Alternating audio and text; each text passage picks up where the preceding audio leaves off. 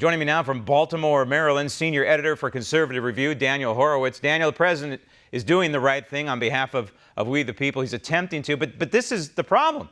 All it's going to take is some activist judge, some lawyer dressed in a black robe to say, hey, wait a minute, you're violating the rights of these people, which they don't have. They don't have constitutional rights since they're not U.S. citizens.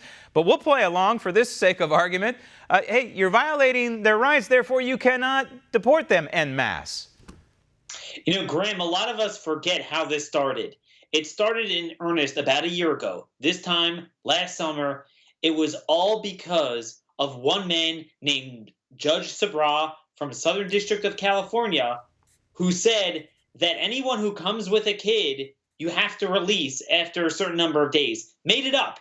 The law, 1225 USC, says shall be detained. He says shall not be detained if you come with a kid stolen or your own. So I think we can't lose sight. We don't have an immigration law problem, Graham.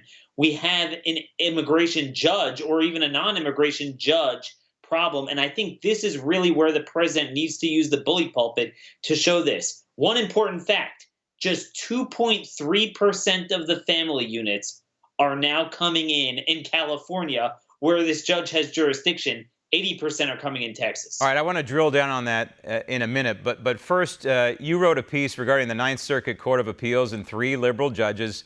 That's all it took to do some amazing work, and that is effectively conferring my Bill of Rights, my Fourth Amendment rights specifically, on non-U.S. citizens. And this is a case that goes back many years, but it's astounding. Can you explain the particulars of it?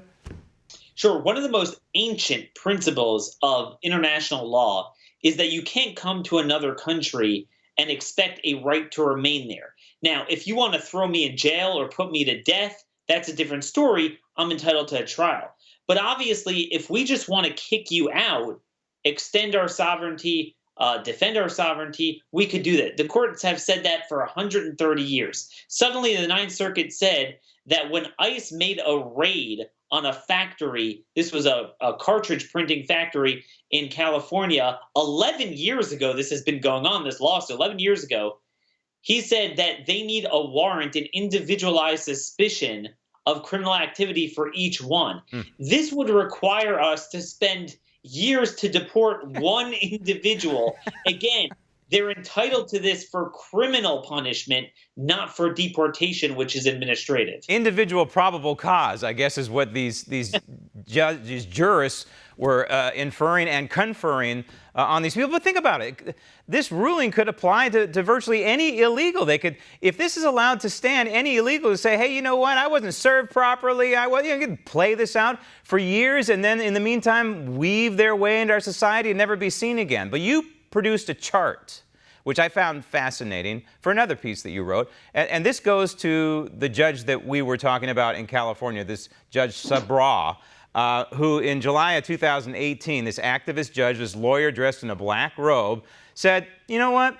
I think that we're going to give the government only 20 days to hold these so-called families, of which we know now, Daniel, that a certain percentage of them are not families, and that unfortunately these children are victim of child abuse and they're being used by adults as a golden ticket to get in this country. But one activist judge, as you pointed out, changed the entire course and changed the entire direction and caused this recent flood of illegals into this country. Exactly. I took a look at the numbers. The fascinating thing is that just 2.3% of them are coming into California, where at best the judge would have jurisdiction there. About 80% are now coming into Texas.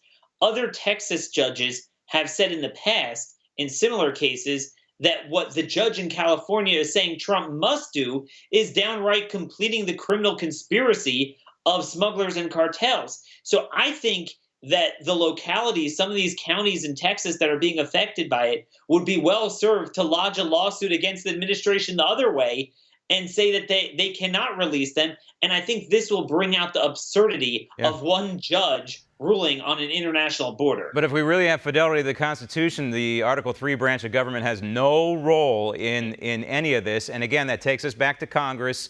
in order to have these immigration laws enforced, you've got to be able to fix the lower court system, which is filled with these activist judges that are legislating from the bench. That has to be curtailed. Otherwise, like you pointed out, all the great immigration laws in the world are worth nothing. Daniel, thank you.